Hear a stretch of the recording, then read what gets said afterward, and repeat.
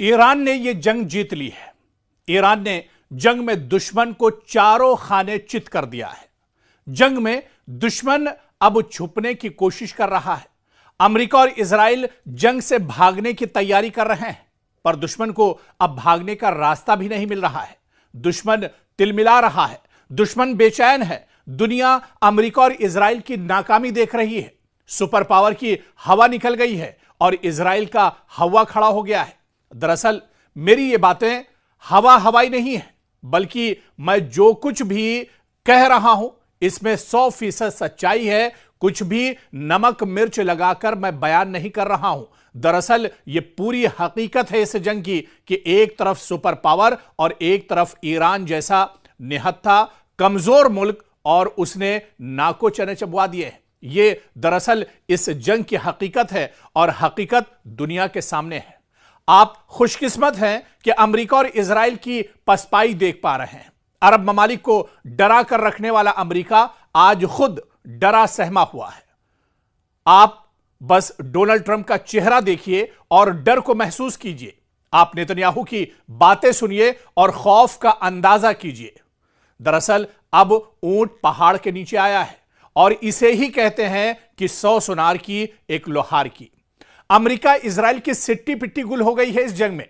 दोनों नाको चने चबाने पर मजबूर हैं। दरअसल अब ईरान इस जंग में शेर नहीं बल्कि सवा शेर नजर आ रहा है और ईरान ने हर सतह पर अमेरिका और इजराइल की बखिया उधेड़ दी है। वक्त ने एक अजीब मंजर को दिखाना शुरू कर दिया है।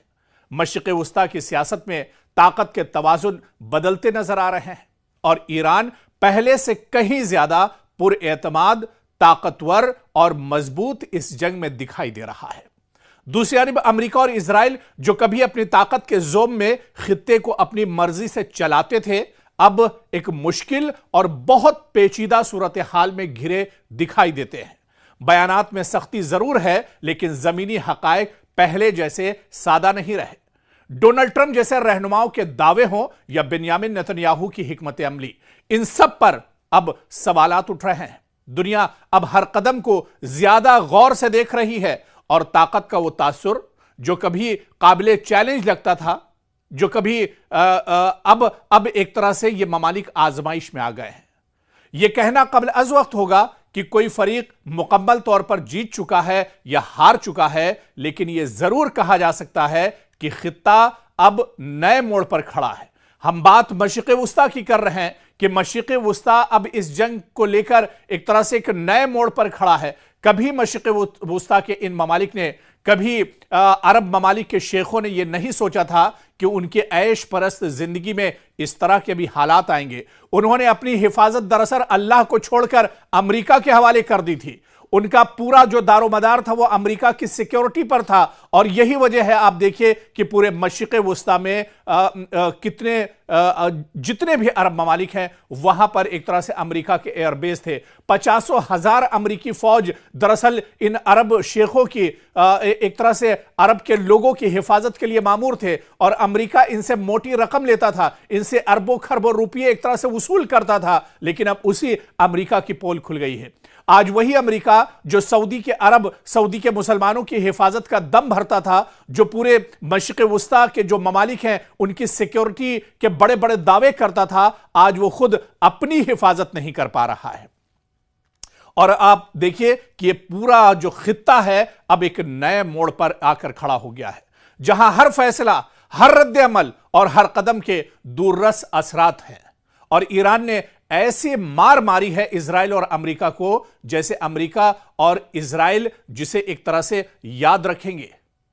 कुछ मुबस्सिरीन के मुताबिक हालिया कशीदगी और मुकाबलों में ईरान ने न सिर्फ अपने दिफा को मजबूत किया है, बल्कि अपने मुखालिफिन को भी यह पैगाम दिया कि अब वो पहले जैसा कमजोर या तनहा मुल्क नहीं रहा।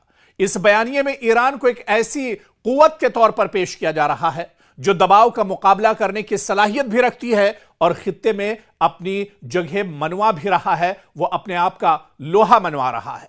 और दूसरी तरफ आप देखिए सिक्के का जो दूसरा पहलू है कि अमेरिका और इजराइल जो तवील अरसे से खित्ते में अपनी बरतरी कायम किए हुए थे, अरब ममालिक पर इनकी दादागिरी चलती थी और अब एक पेचीदा और बहुत ज्यादा पेचीदा और गैर यकीनी सूरत हाल का सामना करते नजर आ रहे हैं इजराइल और अमेरिका।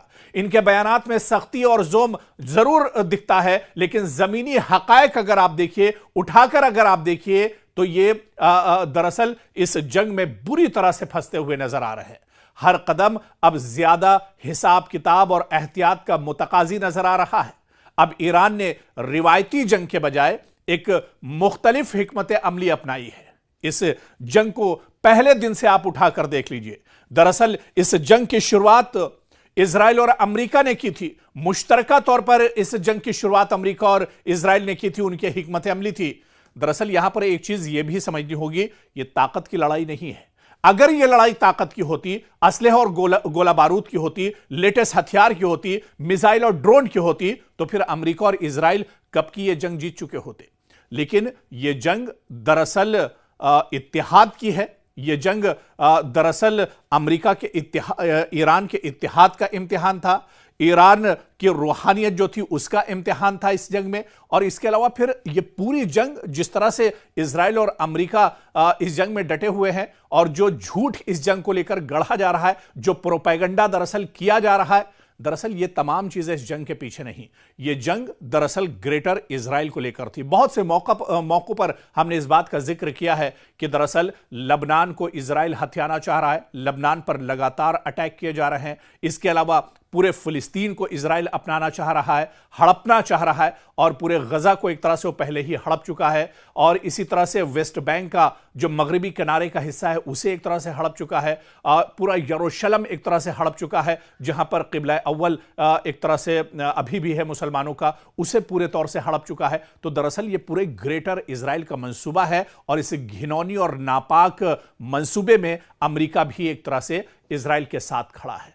तो कहीं ना कहीं आप देखिए कि अब इस लड़ाई में कौन पसपा हो रहा है, कौन हार रहा है, किसे शिकस्त एक तरह से उठानी पड़ रही है, ये तमाम चीज एक तरह से अब वाज़ेह हो गई है। और हकीकत यह है कि मशरिक़ वुस्ता एक नए दौर में अब दाखिल हो रहा है, जहां ताकत सिर्फ हथियारों से नहीं बल्कि हिकमत अमली, इत्तेहाद और सब्र से तय हो रही है। ईरान का बढ़ता हुआ एतमाद एक हकीकत है जिसे दुनिया देख रही है, और दुनिया इसे एक तरह से महसूस भी कर रही है कि निहत्था ईरान आज किस मजबूती के साथ खड़ा है। दरअसल ईरान भी यह महसूस कर रहा है कि मशरिक़ वुस्ता में अगर यह जंग ईरान हार जाता है तो पूरे आलम इस्लाम के जो मुसलमान हैं उनके लिए यह बहुत बड़ा झटका होगा। और जो नापाक मंसूबा इजराइल का है, इजराइल अपने उस नापाक मंसूबे में एक तरह से कामयाब हो जाएगा। यानी ग्रेटर इजराइल, यानी इजराइल का और ज्यादा जो दायरा है वो एक तरह से पूरे मशरिक़ वुस्ता में फैल जाएगा। और पूरे मशरिक़ वुस्ता में आप देखिए कि अरब शेख तो इस लायक नहीं थे, लेकिन ईरान इतना मजबूत जरूर था, ईरान के अंदर वो हौसला और अज़्म जरूर था कि वो दुश्मन का डट कर मुकाबला कर सकता। क्योंकि पूरे मशरिक़ वुस्ता में जो सबसे बड़ी ताकत है, जो सबसे मजबूत ताकत है, वो दरअसल ईरान की है। और इसी वजह से अमेरिका और इजराइल ईरान को जो एक रोड़ा है ग्रेटर इजराइल में, उसे हटाने की कोशिश कर रहे हैं, और इसे ईरान बहुत अच्छे से समझ रहा है। इसी वजह से ईरान सिर्फ ताकत के साथ नहीं बल्कि पूरी हिकमत अमली के साथ इस जंग को लड़ रहा है। और अभी तक आप अगर इस जंग की तस्वीर उठाकर देखिए तो इस जंग में ईरान पूरी मजबूती के साथ डटा हुआ है, बल्कि दुश्मन को सोचने पर मजबूर कर दिया है। इजराइल अमेरिका इस जंग में फंस चुके हैं और उन्हें निकलने का रास्ता अब इस जंग से नजर नहीं आ रहा है।